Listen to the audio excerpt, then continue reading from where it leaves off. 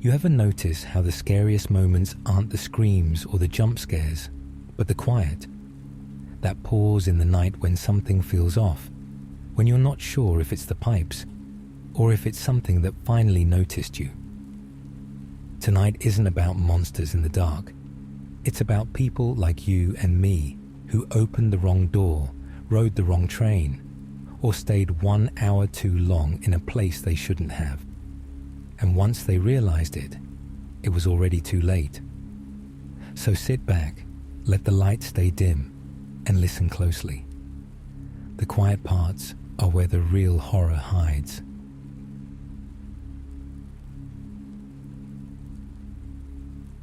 I used to think silence meant weakness.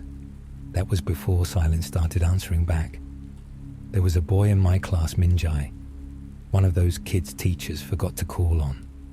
Hair over his eyes, sleeves always neat, never late, never loud.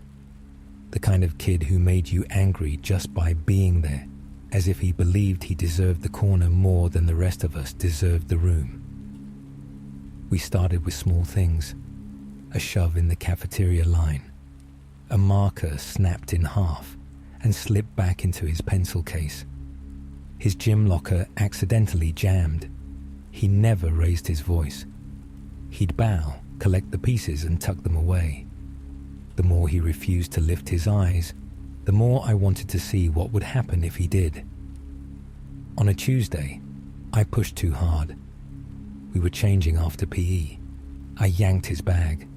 Something thumped inside, a box heavier than it looked. He snatched for it, and for the first time I saw his eyes. There was no anger, just math, like he'd measured something and decided against speaking. I grinned and let the bag drop. That night I couldn't sleep. Not unusual. What was unusual was the sound. A soft scrape, like a fingernail inside my desk drawer. I sat up. The drawer moved half a finger's width and stopped, though my AC was off and the windows were shut. I slid it closed. It slid itself open, a breath's length, as if it were practicing. I told myself wood swells. I told myself buildings settle. At 3:33, the drawer opened a little more and stayed there, like a mouth that had decided what to say. The next day, I was clumsy in class. Minjae was perfect. I told myself I didn't care. That night, as soon as the clock hit 3:33, the drawer slid again, a hair of darkness thicker than before. When I pushed it shut, my fingertips came away damp, as if condensation had formed inside, though it was winter and my room was dry. The third night, the drawer didn't move. The mirror did. My mirror is opposite the desk. At 3:33, the drawer stayed shut. In the mirror, it was open, not a little, wide. I spun my chair. In the room, the drawer was closed. In the reflection, something glistened inside the open space. Paper, I thought at first. Then I saw the grain wasn't paper. It was skin, scored with lines like someone had written on the inside of a wrist. I threw a blanket over the mirror and slept with my head under a pillow like a child. I dreamed of a school corridor that refused to end. A janitor I'd never seen sweeping the same 3-floor tiles. When his broom lifted, fine yellow scraps clung to the bristles. Burned paper, curling, stamped with symbols I didn't know. He didn't look at me when he spoke. "You wouldn't keep it closed," he said. "Now it wants to keep you." I woke to a doorbell, 3 precise rings, and an old-fashioned turn of the latch. Mum was at work. My phone showed 3:33, like the time had jammed. I didn't open the door. Whoever it was waited exactly long enough to be polite, then left. At school, Minjae passed me in the hall and paused, like he'd remembered something trivial. He spoke without looking up. "If you must look, don't look in glass," he said. "And if you must open it, never after that time." "What are you—" I started. He moved on. The clock over the office ticked with a wet sound. I threw his words away until that night, when the mirror started to reflect things that weren't in the room. At 3:33, the covered mirror showed my desk with the drawer open, and my chair turned slightly, as if someone had just stood. In the reflection, a folded yellow slip sat inside the drawer. The paper shined like skin again. I pulled the blanket aside and stared at myself. I looked scared in an uninteresting way. Behind my reflection, the drawer in the mirror slid a little further, and something inside smiled without teeth. The next day, I cornered Minjae at the shoe lockers. "You put something in my bag," I said. He tilted his head, calculating. "Not in," he said. "On." I checked then, under the lining, a sliver of old paper tucked between fabric and baseboard. A talisman. It was smudged with something grey-white, not ash. When I peeled it up, my fingertips stung. Later, I'd realized the grey-white wasn't ash at all. It was powdered shell, ground from the inside of the things that never see the sun. I threw the sliver away and spent the whole day light. That night, at 3:33, the drawer opened all the way. Inside lay the folded yellow, unburned, stenciled with lines that looked like hair. It pulsed once, like a throat swallowing. When I leaned closer, I could read it. Not the symbols, those were nothing. The lines. They formed letters I recognized, then my name, then distances. One stairwell, 2 landings, the mirror outside the second-year science lab. You know that stretchy feeling when a nightmare is about to notice you. The drawer gave me that. I pushed it closed. It sighed a little through the wood and didn't move again. The next afternoon, I went to the science lab. 2 landings up outside the door hung a mirror meant to check your uniform. A sign over it read, "Do not look after sundown." There were fingerprints all over the glass. None were where faces would be. The janitor was there, the one from my dream, sweeping the same 3 tiles. "Is there a rule?" I asked, pretending I was joking. He didn't look up. "After that time," he said, "mirrors show the one who wants you most. If you owe someone, it shows the debt collector. If you owe nothing, it shows what would like to be you. And if I look," he finally met my eyes, "then you'll have to pay." That night I covered every reflective surface. Monitor off, phone face down, mirror boarded with a poster. I taped the desk drawer shut. I told myself rules work if you obey them. At 3:33, my phone buzzed. The screen lit under the paper I'd laid over it. The caller ID said me. I answered. My voice, my breath, said, "Thank you for opening." The drawer tape twitched. The poster on the mirror ballooned and sucked as if the wall behind it were breathing. The desk wood swelled with something wet. The tape peeled inch by inch. I pressed both palms on the drawer and felt pulses, 2, then 3, then 1 that matched my heart and 1 that ran a beat behind, like someone walking just out of sight. I didn't open it. I held on until 3:34.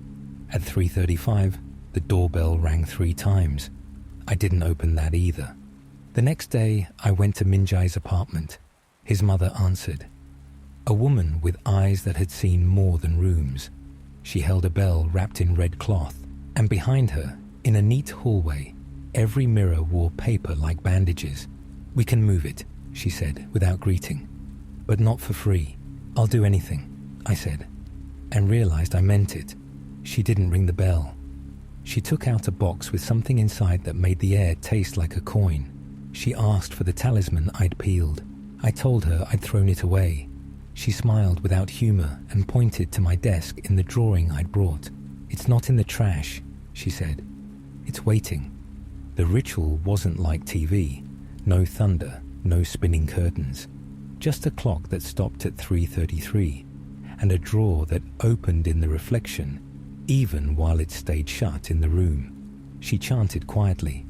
The bell sounded not in the air, but in the part of my head that dreams bring their stairs to. She didn't burn the yellow. She fed it something from the box. Powder, the color of bone. The paper drank, darkened, and lay down as if it had been full all along. She wrapped it, placed it in the box, and closed the lid. Only then did she look at me properly. "You did this," I said. "You and your son. We offered a place to collect," she said. "It liked how much space you'd made." "For what?" "For someone else's silence." I swallowed the apology because it felt too small. She nodded like she'd heard it anyway. "It will follow you for a while," she said. "It always does. Keep the drawers shut after dark. Don't look into glass after that time. Don't answer yourself." "Will it stop?" "It doesn't stop," she said. "It goes quiet. I don't bully anyone now. I keep my drawers shut and my mirrors blind. I don't answer calls from my own number. Most nights, nothing happens, but sometimes, at 3:33, the tape on the desk hums like it's remembering a song, and the poster over the mirror billows once, as if a mouth beneath it is shaping my name. And sometimes I hear sweeping down a corridor that isn't in my house, and I know the janitor is doing his 3 tiles, and that the fingerprints on the science lab mirror will look like mine the next time I pass. I think about lifting the poster just a little, just to check. I think about how silence broke me open and how much of me it kept, and I leave it shut.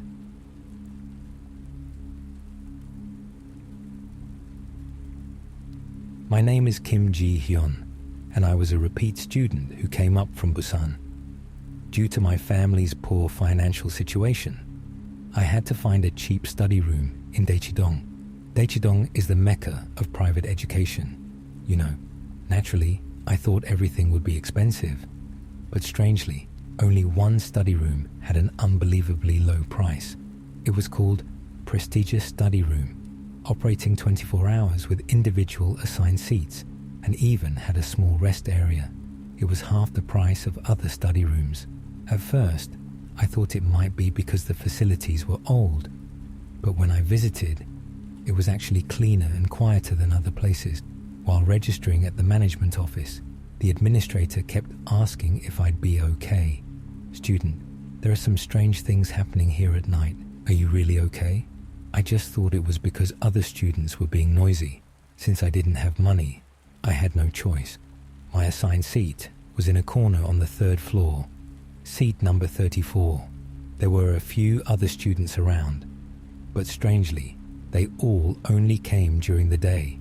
After 9 p.m., the 3rd floor was almost completely empty. The first few days were uneventful. It was quiet, so I could actually focus better on studying. But after about a week, strange things started happening.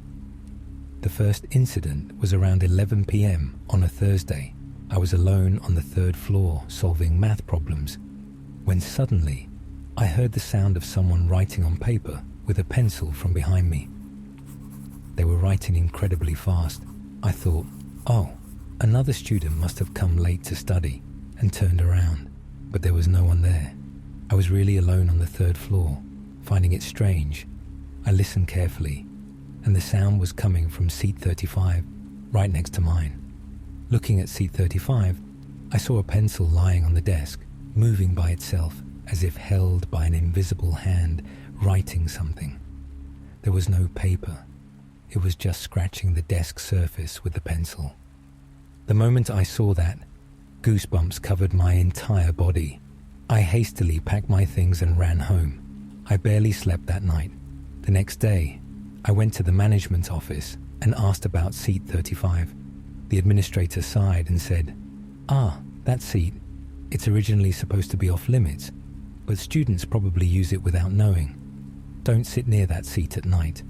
When I asked why, he told me that a student who studied in that seat died last year. It was a student named Park Min-soo, who was repeating for the 3rd time, studying at that seat until midnight every day. He was so diligent that other students knew about it.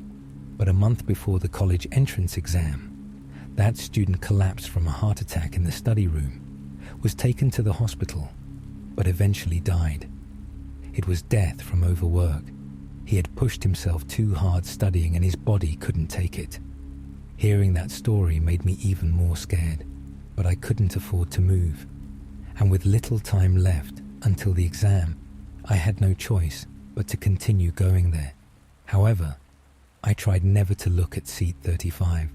It was quiet for a few days, but the second incident happened the following Tuesday. That day, while studying late at night, someone suddenly tapped my shoulder. I turned around and saw a tall, thin male student standing there. He was wearing glasses, and his clothing style was somewhat old-fashioned. "Excuse me, but seat 35 is my seat. Could you move to another place?" The student pointed to seat 35 and said that. I replied, "Oh yes, but nobody is sitting in seat 35 right now." Then the student tilted his head and said, "What? I'm sitting there studying right now." I looked at seat 35 again.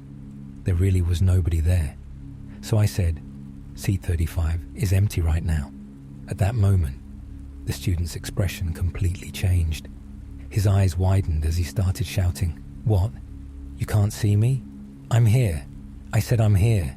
Then he suddenly ran to seat 35 and started hitting the desk hard. The sound echoed throughout the entire study room. "I'm here. I'm studying here. Why can't you see me?"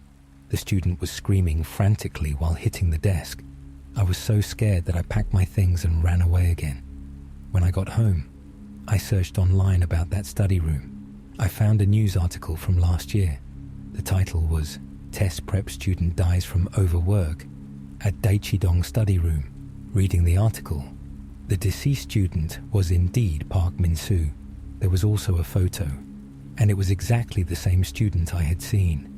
Tall and thin, wearing glasses. According to the article, Park Min-soo had failed the college entrance exam 3 years in a row and was repeating for the third time. His family had high expectations, and he was under pressure, believing he absolutely had to get into a prestigious university. He studied at the study room from 6 a.m. to midnight every day, but eventually collapsed a month before the exam. What was even more chilling was that he collapsed at exactly 11:30 p.m. It was almost the same time I saw that student. After that, I was so scared that I tried never to go to the study room after 9 p.m. But with the exam right around the corner, I had to study until late to keep up with the amount of studying needed. The third incident was a week later. That day, I really had no choice but to stay until 10 p.m. I had a practice test the next day. I was alone on the third floor as usual, and seat 35 was still empty. Around 10 o'clock, I was packing to go home when I suddenly heard the sound of pages turning from seat 35.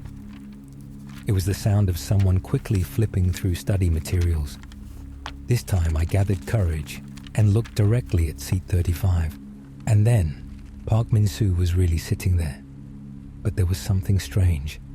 His figure was hazily blurred, like looking through a fogged-up window. He was frantically flipping through books while writing something. He was writing so fast that his hand appeared as an after-image, and he kept muttering something. When I got closer to listen, the student suddenly lifted his head and looked at me. His eyes were indescribably desperate. They were like deep holes. You're also a test prep student, right?" he asked. I was scared but nodded my head. "Then you understand. This hellish feeling. Studying every day but grades don't improve. Parents' expectations keep growing. Friends all go to university while I'm left here alone." His voice grew louder and louder. "Why am I such an idiot? Why am I so stupid? To fail 3 times. 3 times. Then he suddenly started hitting his own head. The sound echoed through the study room. "I have to study. I have to study more. There's no time. I haven't finished everything yet." Seeing that scene, I felt both pity and fear. I carefully said, "Min-soo, you can rest now." Then he looked at me and shouted, "What? Rest? I haven't taken the exam yet. How can I rest?" "Min-soo, you are all ready." Before I could finish speaking, he suddenly became quiet. Then he slowly turned his head to look at me. Am I dead?" At that moment, his figure started becoming more and more blurred. It seemed like he was disappearing like smoke. No, I'm still alive. I have to study." He started frantically flipping through books again. But this time, the books passed through his hands and fell. It It was like a hologram. Why can't I grab them? Why can't I grab the books? Seeing that scene broke my heart. Tears came to my eyes as I said, Minsu, you can really rest now. You worked really hard. Nobody will blame you. Then he looked at me and started crying. I really worked hard. Why didn't it work out? What did I do wrong? You didn't do anything wrong. You really didn't do anything wrong at all. Hearing those words, he slowly smiled. Then he became more and more blurred and disappeared. After that incident, my thoughts about studying changed a lot. Of course, you have to do your best, but I realized you shouldn't push yourself too hard because of it. Fortunately, I got good results on that year's exam and am now a university student. Sometimes when I pass by that study room, I think of Park Min-soo, hoping that he is now truly resting in peace. Finally, I have something to say to all test prep students reading this. Your worth is not determined by test scores. Do your best, but don't be too harsh on yourself, because you are all precious people.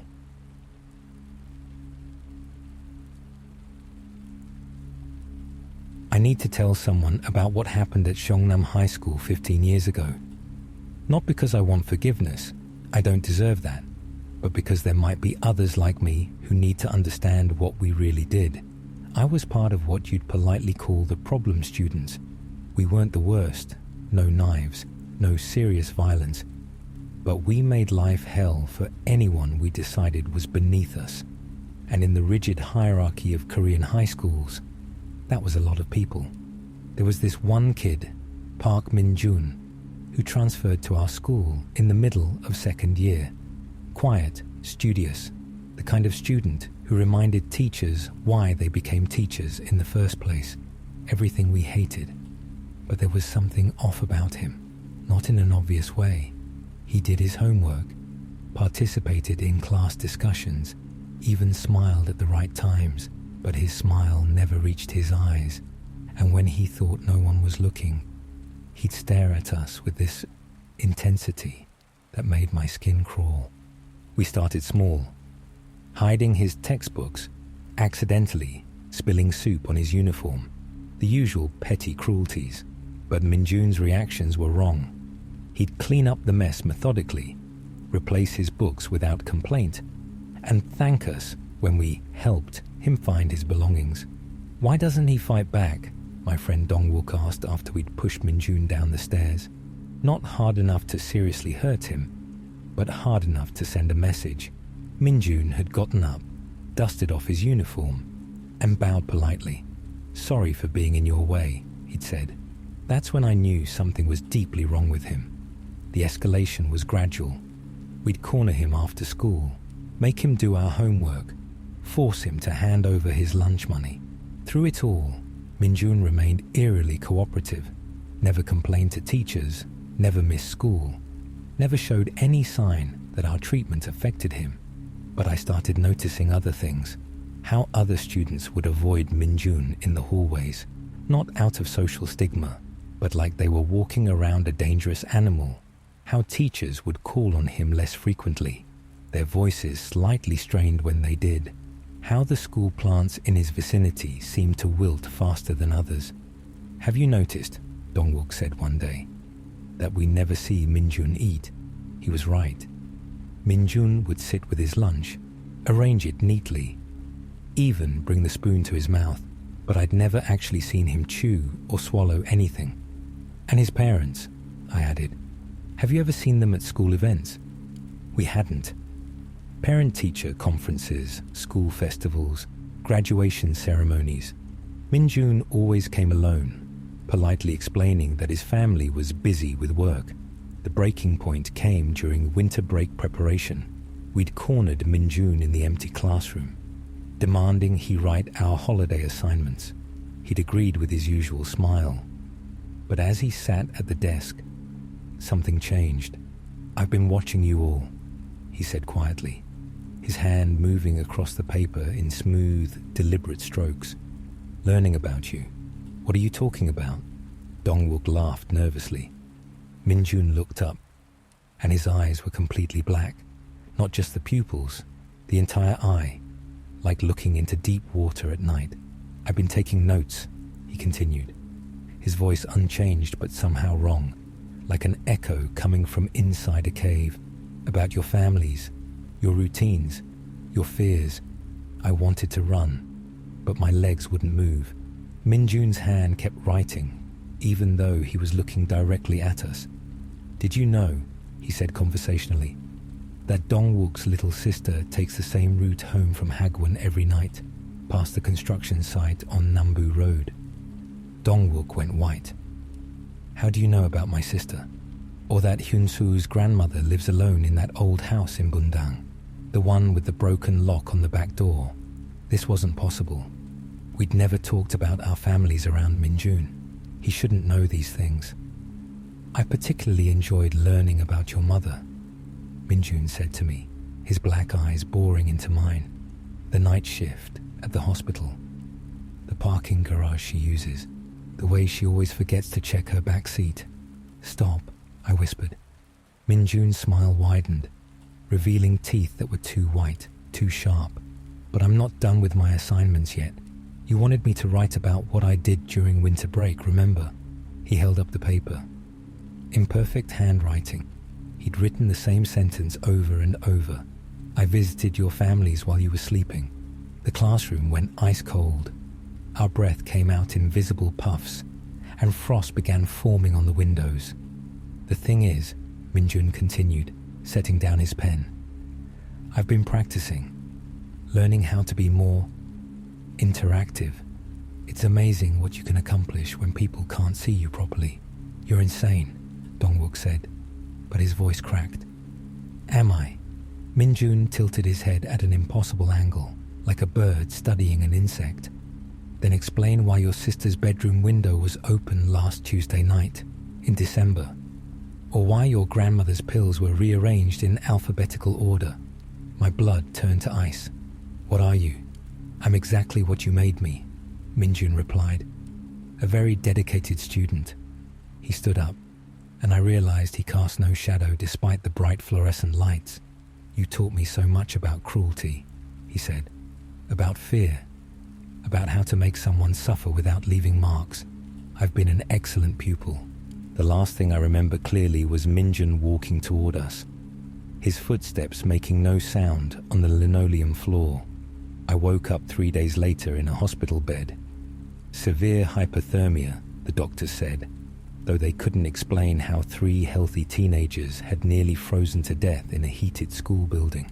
When I asked about Minjun, the nurses looked confused. There was no student by that name at Seongnam High School. There never had been. But I found his desk assignment sheet in my pocket, the one where he'd written about visiting our families, except now it was covered in different handwriting, names and addresses I didn't recognize.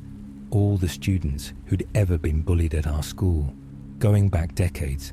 At the bottom, in Minjun's precise script, "Thank you for the lessons. I'll put them to good use." I transferred schools immediately. Dongwook and Hyunsu did the same. We never talked about what happened, but I know they remember. I can see it in their eyes when we occasionally cross paths as adults. I stopped bullying anyone after that.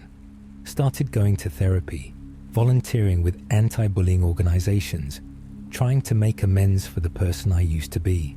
But sometimes, late at night, I get calls from numbers I don't recognize. When I answer, there's just breathing.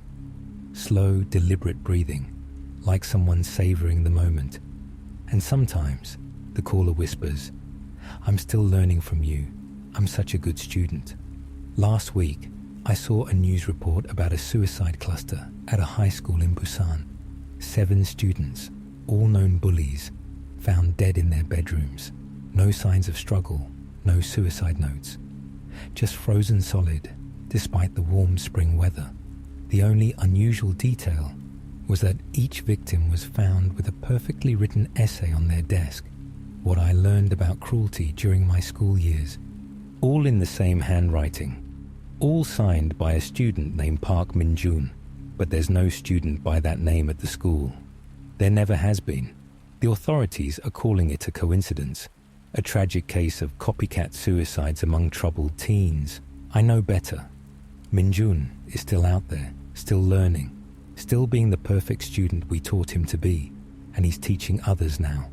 If you've ever bullied someone, if you've ever made another person's life hell, just because you could, check your closets carefully.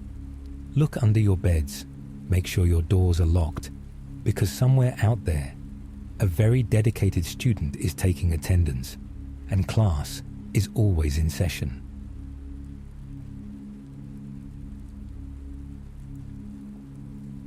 This happened 3 years ago during Chuseok, Korea's harvest festival, when families honor their ancestors. I was driving alone from Seoul to visit my grandmother's grave in the remote mountains of Gangwon province.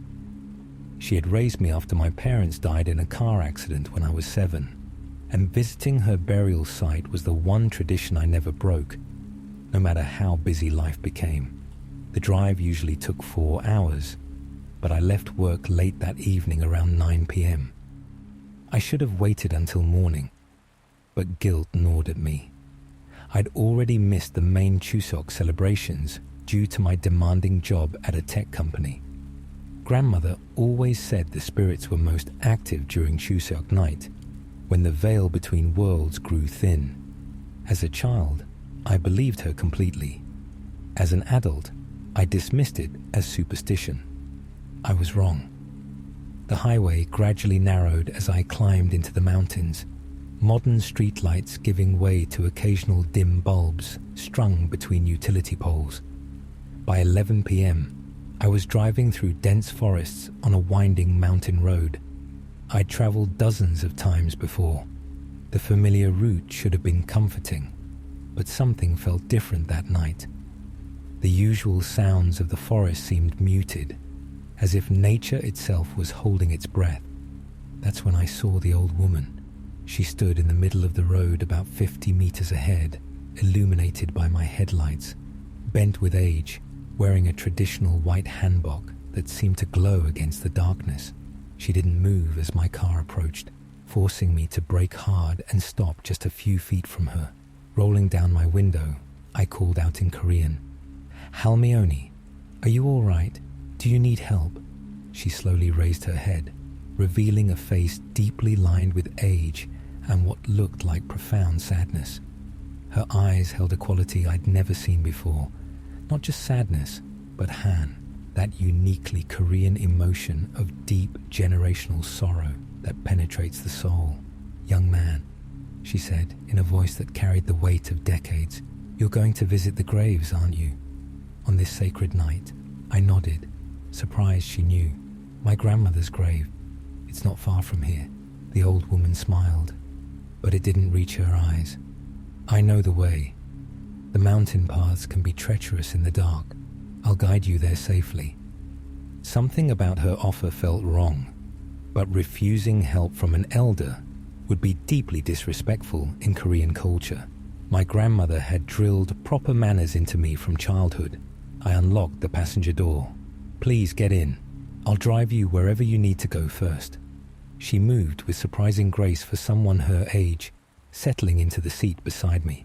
Up close, I noticed her hanbok was absolutely pristine, unusual for someone wandering alone on a mountain road at midnight. "Continue straight for now," she instructed. "I'll tell you when to turn." As we drove, she began speaking about the mountains, the forest, the old ways. Her voice was hypnotic, almost musical. She spoke of how the mountains remembered everything, every footstep, every death, every broken promise, how the spirits of those who died with unfinished business wandered these roads, especially during Chuseok when family connections were strongest. "Your grandmother," she said suddenly, "she was a good woman. She loved you very much." A chill ran down my spine. "How did you know my grandmother?" "In these mountains, we all know each other, living and dead. She spoke of you often, worried about you driving alone at night. She said you worked too much, neglected the important things." Tears stung my eyes. Those were exactly the words my grandmother would use. But how could this stranger know such personal details? "Turn left here," she instructed, pointing to a narrow dirt road I'd never noticed before. "Are you sure? I usually take the main road to the cemetery. Trust me, child. This way is faster. Your grandmother is waiting." I turned onto the dirt road, my headlights cutting through increasingly dense forest. The trees seemed to press closer to the car, their branches forming a canopy that blocked out the stars. The old woman continued talking, her voice growing stronger, more commanding. "Do you know the story of the Jangsan tiger?" she asked. I nodded. Every Korean child knew the legend of the supernatural creature that could mimic human voices perfectly, luring people into the mountains to devour them.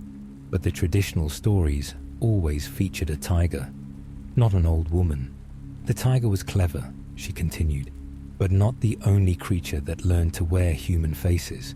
The mountains taught many spirits to hunt this way, to find the lonely ones, the guilty ones, those carrying heavy burdens." My hands tightened on the steering wheel. "Why are you telling me this?" "Because understanding makes the ending easier to accept." The dirt road began to slope downward steeply. I'd been driving for 30 minutes on this strange path, far longer than any shortcut should take. Worse, I couldn't see any familiar landmarks. The mountains I'd known since childhood had become alien, threatening. "Stop here," the old woman commanded.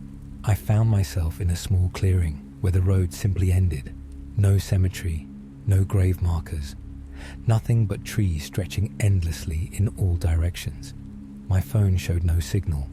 "This isn't right," I said, panic creeping into my voice. "Where's the cemetery? Where are we?" The old woman turned to face me fully for the first time since entering the car. In the dim light of the dashboard, her features began to shift subtly. Her skin grew paler, more translucent. Her eyes deepened, becoming pools of absolute darkness. "We're exactly where we need to be," she said. And her voice had changed too, younger, hungrier. "Do you really think your grandmother is buried in some crowded cemetery, surrounded by strangers? No, child.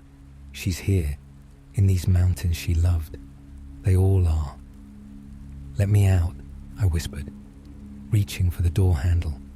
Her hand shot out with impossible speed, gripping my wrist with fingers that felt like ice. "But you came to honor your ancestors, didn't you? To pay your respects, to join them." The temperature in the car plummeted. I could see my breath forming clouds in the suddenly freezing air. The old woman's grip tightened, and I could feel the bones in my wrist beginning to crack. "She told me you'd come eventually," the thing wearing the old woman's face continued. "Every Chuseok, she waits by the road, hoping her beloved grandson will finally visit. Do you know how long she's been waiting? How lonely she's been?" Through the windshield, other figures began emerging from the tree line. Dozens of them, all wearing traditional clothing, all walking with the same unnatural grace. Men, women, children, an entire village of the dead, drawn by the presence of the living. "Your parents are here too," she whispered. "The accident that killed them. It happened on this very road, 23 years ago. They never left. They've been waiting for you to join the family reunion." My heart nearly stopped. My parents' accident had been on a different road entirely, kilometers away. But as the dead villagers pressed closer to the car, I began to recognize faces from old family photographs. Relatives who died decades before I was born. Ancestors I'd only seen in faded pictures on my grandmother's shrine. "You see, child, the mountains don't just remember, they collect. Every death on these roads, every soul claimed by the wilderness, becomes part of the eternal family. And families should stay together." The car's windows began to fog over from the supernatural cold, but I could still see the dead pressing their faces against the glass, their hollow eyes filled with terrible hunger.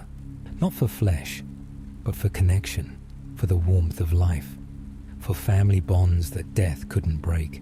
"My grandmother is really here?" I asked, tears freezing on my cheeks. "She's been waiting so patiently. She wants to see you again, to hold you, to never let you leave." Isn't that what you wanted? To honor your family, to be a good grandson? I thought of all the Chuseoks I'd missed, all the phone calls I'd cut short because of work, all the promises to visit that I'd broken. The guilt was overwhelming, a crushing weight that made the supernatural cold seem like nothing. I just wanted to visit her grave, I sobbed. And you have. This entire mountain is her grave, our grave, your grave once you accept your place in the family. The old woman's form was shifting more dramatically now, her hanbok becoming grave clothes, her skin taking on the waxy pallor of the long dead. But her eyes held genuine love, terrible and eternal. The choice is yours, grandson. You can try to run, try to leave your family again, but the roads all lead back here eventually. Or you can stay, honor your ancestors properly, become part of something greater than your small, selfish life. The other spirits began speaking in unison, a chorus of voices I recognized from childhood memories and old stories. They spoke of love, of duty, of the bonds that tie families together across life and death, of how lonely they'd been, how incomplete, waiting for me to fulfill my obligations. I looked at the fuel gauge, empty, even if I could start the car. Even if these spirits would let me leave, I'd never make it back to civilization. And deep down, in a part of my soul that understood things my rational mind rejected, I knew they were right. I had been running from my responsibilities, from my heritage, from the weight of being the last of my family line. Will it hurt? I asked. Only for a moment, the thing that had been an old woman replied. Then you'll be home forever. I closed my eyes and felt the cold seep into my bones, felt my breath growing shallower, felt the weight of generations settling on my shoulders. But I also felt something else. Warmth, love, the embrace of family that I'd been denying myself for years. When I opened my eyes, I could see them clearly now. My grandmother, young and beautiful as she'd been in old photographs. My parents, exactly as I remembered them from my 7-year-old perspective. Aunts, uncles, cousins, ancestors stretching back centuries, all waiting to welcome me home. There's my good boy, my grandmother said, her voice exactly as I remembered it. I knew you'd come back to us eventually. I felt the last of my life slip away like breath on a winter night, but I wasn't afraid anymore. I was home.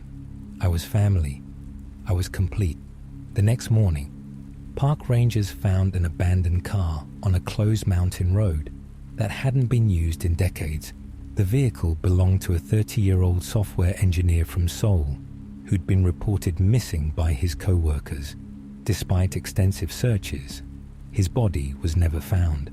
What puzzled investigators was the car's location. The GPS data showed it had somehow traveled over 50 kilometers on roads that no longer existed, roads that had been destroyed by landslides 20 years earlier, roads where dozens of people had died over the decades. Their bodies never recovered from the treacherous mountain terrain. The car was perfectly preserved, as if it had been frozen in time. On the passenger seat, investigators found a traditional white hanbok, ancient and impossibly pristine. In the man's phone, they discovered his final message, sent at 11:47 p.m. with no cell signal. Finally going to visit grandmother. Should have done this years ago. Family is everything. Every year during Chuseok, hikers report seeing a young man in modern clothes walking the old mountain roads, always alone, always heading deeper into the forest. He waves when they pass, calls out greetings in perfect Korean, asks if they're going to visit family, but the rangers know better now. They warn visitors to avoid the mountain paths after dark, especially during Chuseok when the veil between worlds grows thin, because in Korea, family obligations don't end with death, they just begin.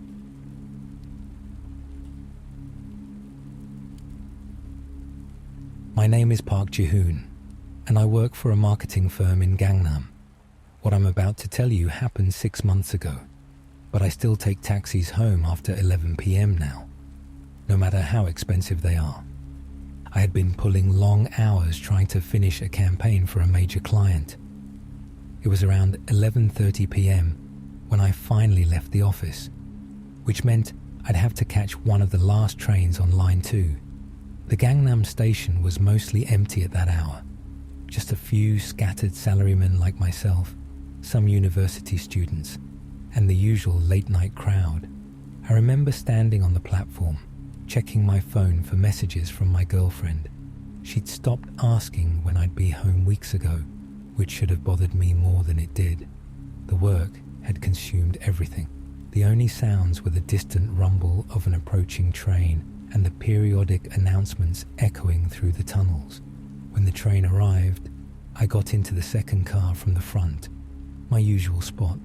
There were maybe 8 or 9 other passengers scattered throughout the car. I found a seat near the back and immediately pulled out my phone to review some presentation materials for the next day. That's when I first noticed her. She was sitting about 4 seats ahead of me, on the opposite side of the aisle, a young woman, maybe mid-20s, wearing a simple black dress that looked expensive but understated. Her long black hair fell perfectly straight down her back, and she sat with an unnaturally perfect posture that made her stand out even in a country where people take pride in proper bearing.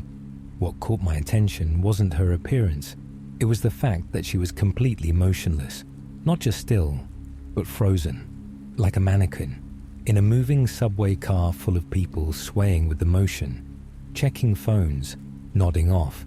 She didn't move a single muscle. I tried to focus on my work, but my eyes kept drifting back to her. After about 10 minutes, I realized something else strange. None of the other passengers seemed to notice her at all. A businessman walked past her to exit at Samsung Station, brushing close enough that he should have at least glanced her way, but his eyes passed right through her as if she wasn't there. The train continued its route through the tunnel network beneath Seoul. I know Line 2 intimately. I'd been riding it for 3 years. But something felt off about the journey that night. The stops seemed to take longer than usual, and the announcements sounded muffled, distorted, like they were coming from underwater. When we reached Jamsil Station, about half the remaining passengers got off. The woman in black didn't move. A few new people got on, including an elderly man who took the seat directly behind her. I watched carefully as he settled in, waiting to see if he would acknowledge her presence in any way. He pulled out a newspaper and began reading, completely oblivious to the motionless figure just inches in front of him. That's when I started to feel genuinely unnerved. In Korean culture, we're extremely aware of personal space and the people around us, especially in confined spaces like subway cars. For multiple people to completely ignore someone sitting right next to them was impossible. I decided to test something. I got up and walked toward the front of the car, deliberately choosing a path that would take me past her seat. As I approached, I slowed down, trying to get a better look at her face. Her head was tilted downward slightly, her hair creating a curtain that obscured her features. When I was directly next to her, I stopped and pretended to check the route map posted above the seats. From this angle, I could see part of her profile. Her skin was paper white, almost translucent, and I couldn't detect any sign of breathing. But what made my blood run cold was her reflection in the window. While her physical form sat perfectly still in the seat, her reflection was moving. The reflection was looking around the car, its head turning slowly from side to side, as if searching for something. When the reflection's gaze started to turn toward me, I quickly returned to my seat, my heart pounding. The train pulled into Sindang Station, and a few more passengers exited. Now there were only 4 of us left in the car. Myself, the elderly man with the newspaper, a young woman near the front who was dozing, and her, the motionless figure in black. That's when the announcement stopped. Line 2 is automated, with recorded announcements at every station telling passengers which stop is next and which side the doors will open on. But as we left Sindang, there was only silence. The train continued moving through the tunnel, but no voice announced the next station. I checked my phone for the time, 12:03 a.m. According to the schedule, the last train should have finished its route by now. We should have been approaching Uljiro Wanga, but instead, the train just kept moving through dark tunnels I didn't recognize. The elderly man seemed to notice something was wrong too. He looked up from his newspaper and glanced around the car with confusion. The sleeping woman near the front remained unconscious, and the figure in black continued to sit motionless while her reflection moved independently in the window.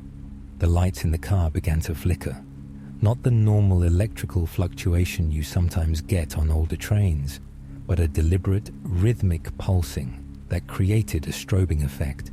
In the intermittent darkness, I could see that the woman in black was no longer alone in her seat.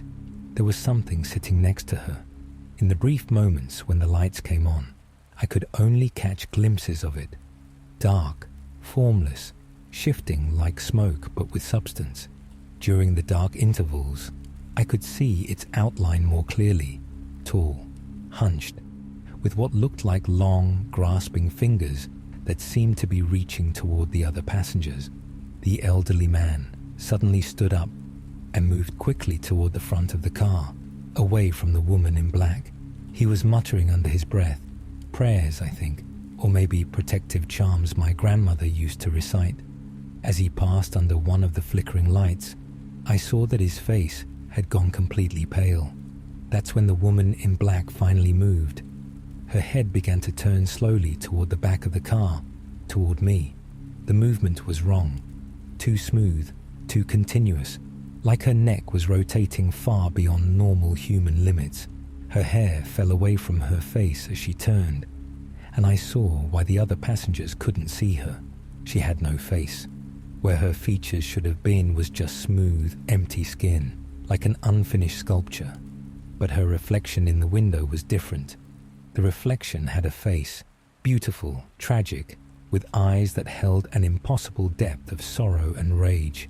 The train suddenly lurched to a stop, not the gradual deceleration of a normal station stop, but an abrupt, violent halt that threw all of us forward. The lights went out completely, plunging the car into absolute darkness. In the darkness, I heard the elderly man crying. The sleeping woman near the front had woken up and was whimpering softly. And from the direction of the woman in black, I heard something that will haunt me for the rest of my life. She was humming.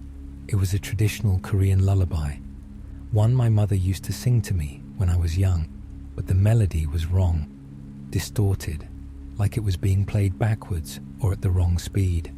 The humming echoed strangely in the confined space of the subway car, seeming to come from multiple directions at once. Then the doors opened. Not the normal pneumatic hiss of subway doors, but a slow, grinding sound like rusted metal being forced apart. Cold air rushed into the car, carrying the smell of earth and something else, something organic and decaying. Emergency lighting flickered on, casting everything in a dim red glow. I could see we were in a station, but not one I recognized. The platform was old, with crumbling concrete and walls that seemed to stretch up into darkness beyond the reach of the lights. There were no signs, no advertisements, no indication of where we were. The woman in black stood up. Her movements were fluid now, graceful in a way that suggested her earlier stillness had been an act. She walked toward the open doors, her feet making no sound on the metal floor of the car. Just before she stepped onto the platform, she turned back toward me. In the red emergency lighting, I could see her face clearly for the first time. It was there now, beautiful, sorrowful, with eyes that seemed to look directly into my soul. When she spoke, her voice was like the sound of wind through empty buildings. "This is my stop," she said. "Will you come with me?" I wanted to say no. Every rational part of my mind was screaming at me to stay in my seat, to wait for the train to continue to a normal station. But there was something compelling about her voice, something that made part of me want to follow her into that dark, unknown platform. The elderly man saved me. He grabbed my arm with surprising strength and pulled me down into my seat, whispering urgently in my ear, "Don't look at her. Don't listen to her. Don't follow her." I closed my eyes and covered my ears, but I could still hear her voice, now coming from the platform outside the train. "Come with me. Come with me. Come with me." The chanting continued for what felt like hours, but was probably only minutes. Then the doors closed, the normal lighting returned, and the train began to move again. When I opened my eyes, we were pulling into a familiar station, Yojiro Wanga, the end of the line. The elderly man was gone. I don't know when he left or how I missed his departure. I was alone in the car. I stumbled off the train in a daze and made my way up to street level.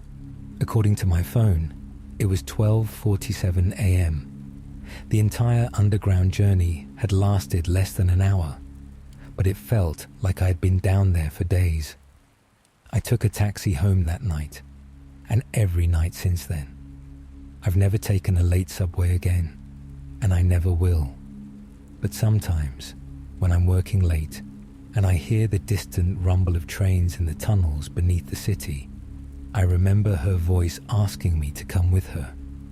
And sometimes, in my darkest moments, I wonder what would have happened if I had said yes.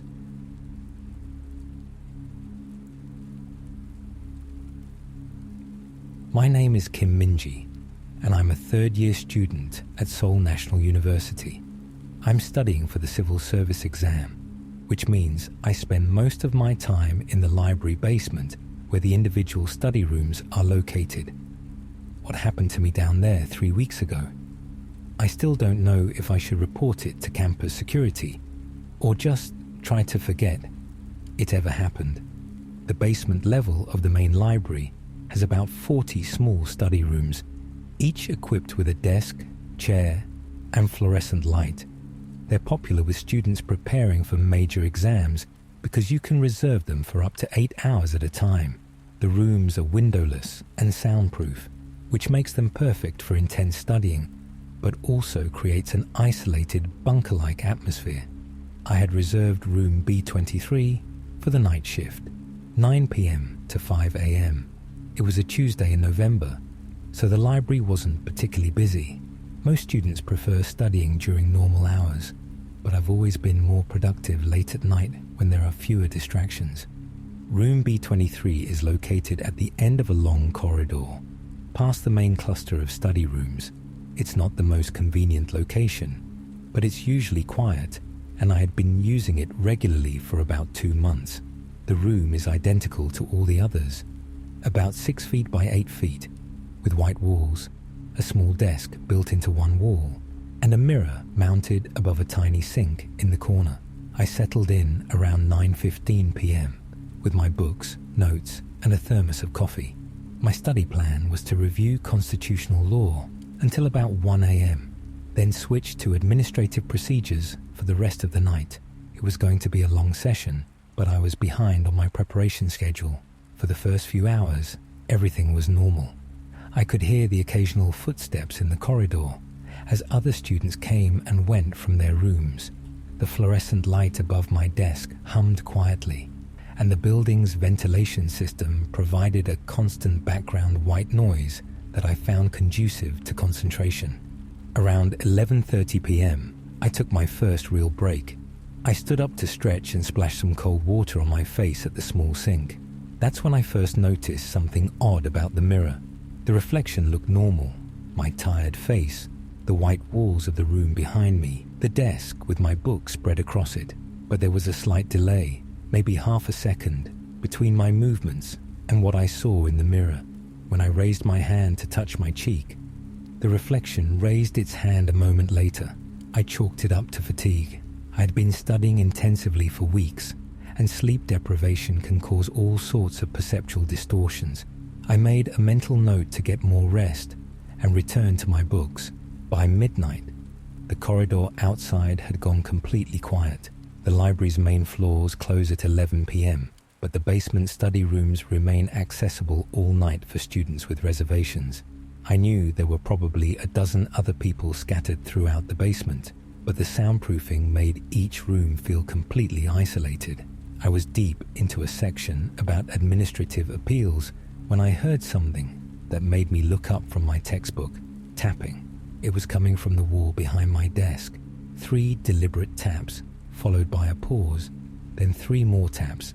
The pattern continued for about a minute, then stopped. I assumed it was another student in an adjacent room, maybe stretching or doing some kind of exercise to stay alert. But when I checked the building layout posted by the elevators during my next break, I discovered that room B23 backed up against an exterior wall. There was no study room behind mine, just earth and the building's foundation. I returned to my room and tried to focus on my studies, but the tapping started again around 12:30 a.m. This time, it was more insistent, faster, like someone was trying to get my attention.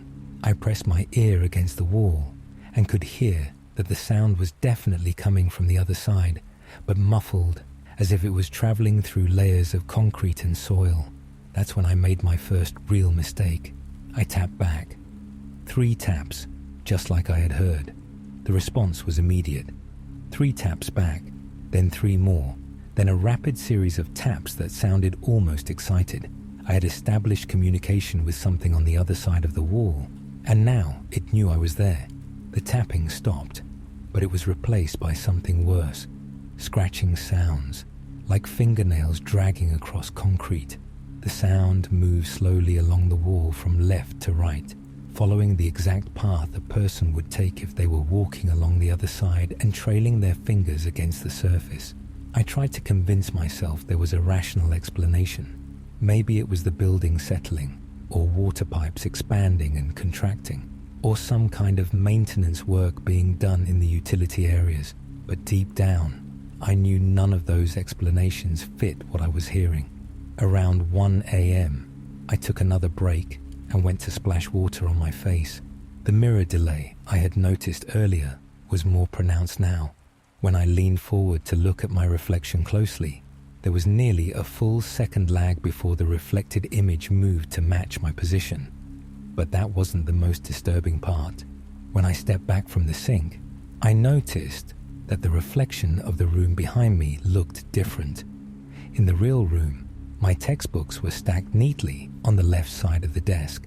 In the reflection, they were scattered across the entire surface, as if someone had swept their arm across the desk and knocked everything around. I turned to look at the actual desk.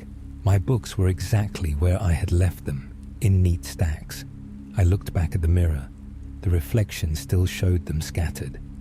My hands were shaking as I returned to my chair.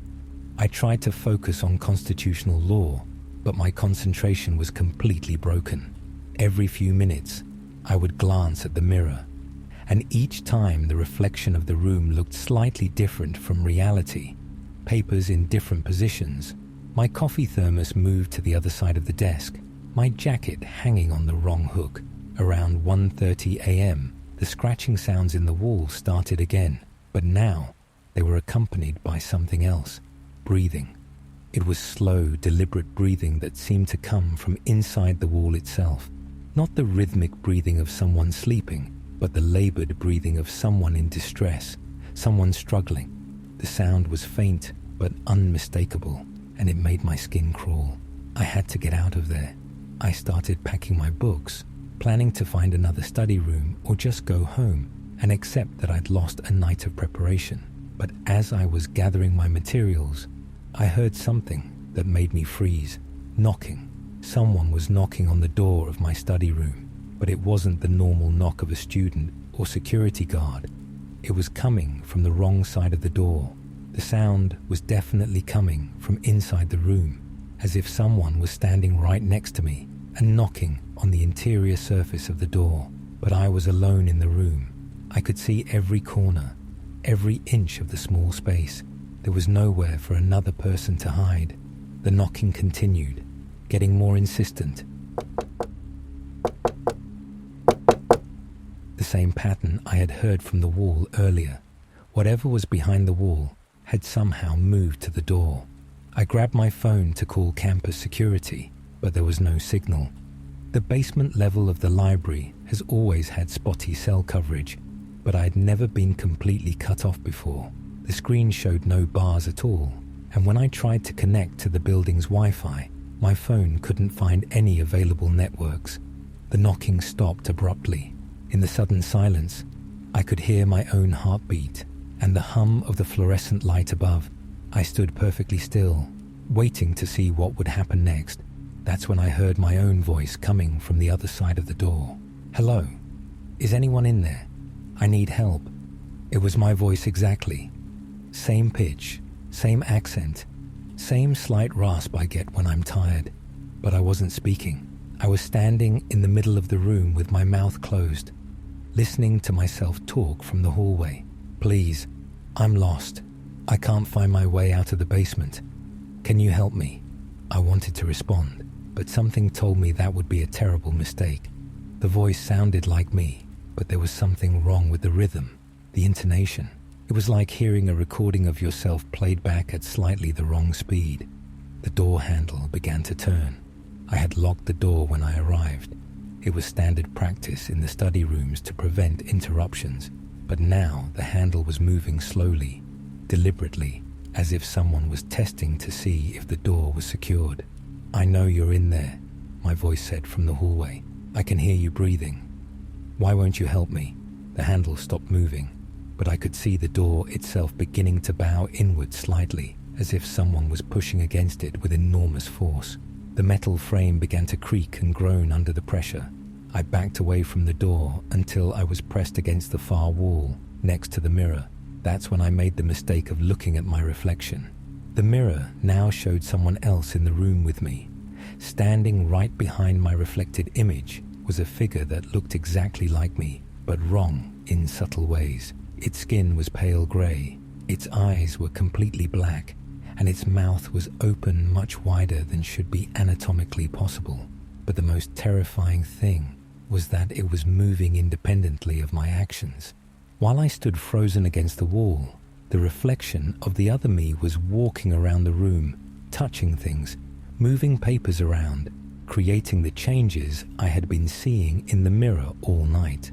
It had been there the entire time, existing only in the reflection, rearranging the reflected room while I remained unaware. Now it was looking directly at me through the mirror, and it was smiling. The door finally gave way with a loud crack, swinging open to reveal the dark corridor beyond. But standing in the doorway wasn't another version of me, as I had expected. It was something much worse. The figure looked human at first glance, but as my eyes adjusted to the dim light from the hallway, I could see the details that were wrong. Its proportions were slightly off, arms too long, neck stretched, fingers extending past where they should end. Its face was a perfect copy of mine, but the features seemed painted on, artificial, like a mask that didn't quite fit properly. "Why didn't you answer me?" it asked in my voice. "I was calling for you." Behind it, I could see more figures moving in the shadows of the corridor.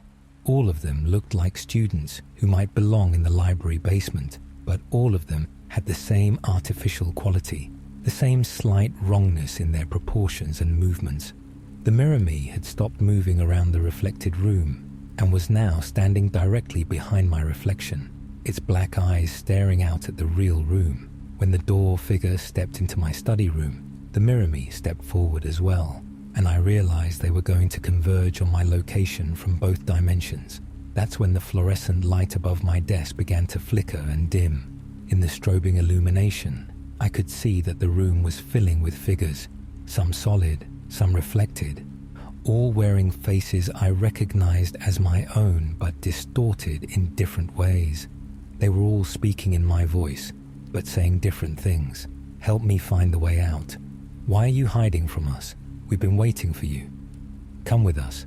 Join us." The light finally failed completely, plunging the room into absolute darkness. In the blackness, I could feel them moving around me, could hear the rustle of clothing and the soft sound of footsteps on the linoleum floor. Then someone touched my shoulder. The touch was cold, and the fingers felt too long, with joints in places where joints shouldn't be. But what terrified me most was that it felt familiar, like someone I had known my entire life was touching me. "Found you," whispered my own voice in my ear. I don't remember what happened next. When I came to, I was lying on the floor outside the study room, and the fluorescent lights in the corridor were working normally. My books and papers were scattered around me, and my thermos had rolled several feet away, its contents spilled across the floor. A security guard found me around 5:30 a.m. and helped me to the campus medical center. I told them I had fainted from studying too hard, and they seemed to accept that explanation. University students collapsing from exhaustion isn't uncommon during exam periods, but I know what really happened in that room. When I went back the next day to collect anything I might have left behind, I found room B23 exactly as I had left it before the incident began. My books were stacked neatly on the desk, my notes were organized, and there was no sign of the door being damaged or forced open. The only thing that was different was the mirror. When I looked into it, my reflection looked back immediately, with no delay. But just for a moment, just at the edge of my vision, I thought I saw other faces looking out from behind my own reflection. I haven't been back to the basement study room since then.